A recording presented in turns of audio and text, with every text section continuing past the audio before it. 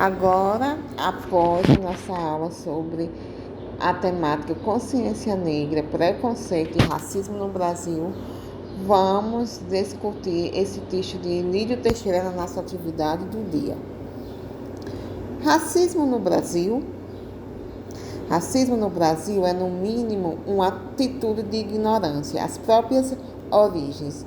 Qual é o antepassado do verdadeiro brasileiro? Indígena, os primeiros povos a habitar a terra do pau-brasil. Os negros, que foram trazidos para trabalhar como escravos e ainda serviram de mercadoria para seus senhores.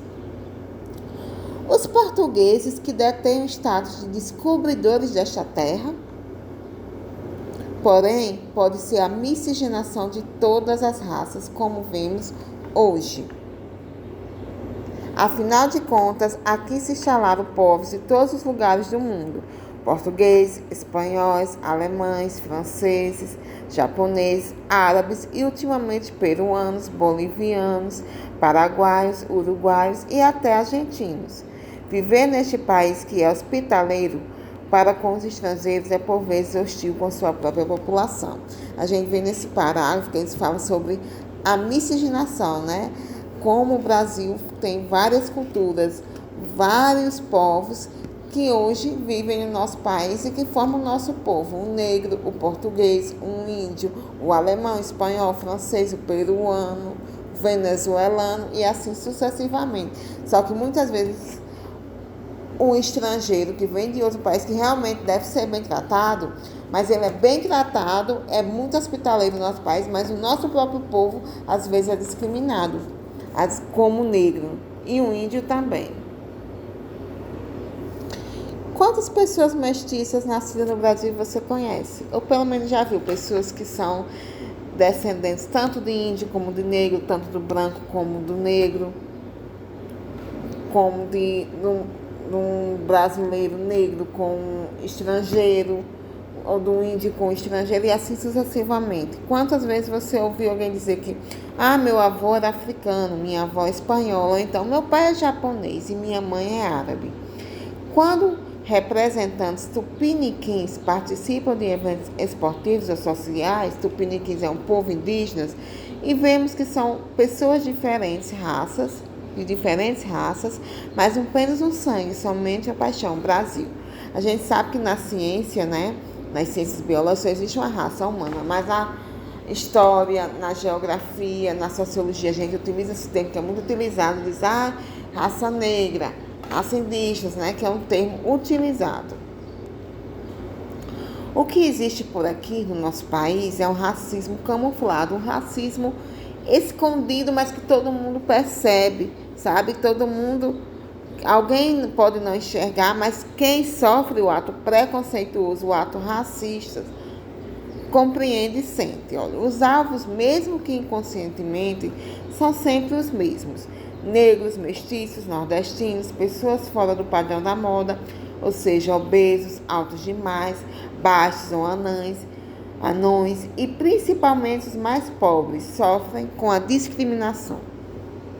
Muitos não conseguem emprego, estudo, dignidade, respeito, porque não tem vez, gente, na sociedade brasileira. E para a gente ver, basta ir nas universidades, nos bares, nas danceterias, teatros, cinemas, ou até mesmo ver uma favela, um presídio, em vários ambientes, não importa qual.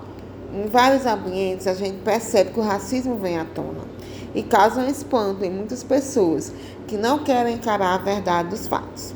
Segundo a Constituição brasileira, qualquer pessoa que se sentir humilhada, desprezada, discriminada por sua cor de pele, por sua religião ou por outras coisas, pode sim recorrer a um processo judicial contra quem cometeu tal atrocidade. Existe punição, existem leis contra o racismo, injúria racial, existe. Então a gente precisa mudar essa realidade, gente. O brasileiro tem de valorizar suas origens, indígena, negra, branca, portuguesa, qual seja, para que um dia este país tenha condições de lutar com igualdade pelos seus direitos e por todos nós. Com base no texto e a sua opinião pessoal, a sua reflexão sobre a temática e os vídeos das duas aulas que a gente teve, vocês vão responder as questões. Porque o autor diz que o racismo no Brasil é um ato de ignorância. Questão 2. Você concorda com essa afirmação do autor de que o racismo é ignorância? Justifique. Você vai dizer o porquê. Porque você concorda ou discorda. Terceira questão. Por que o autor diz que este país é hospitaleiro com os estrangeiros, mas muitas vezes é hostil com sua população? Trata bem pessoas de outro país, mas trata mal o próprio povo, negro, indígena, pobre, nordestino. Quarta questão. Você concorda que existe por aqui muito racismo camuflado, um racismo escondido?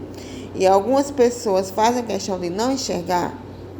Sim ou não? Aí você vai falar um pouco sua opinião. Quinta questão. Como você acha que o racismo se manifesta na sociedade? Você vai apontar exemplos de atitudes que você vê como racista, como preconceituosa. A última questão. Precisamos mudar essa difícil realidade.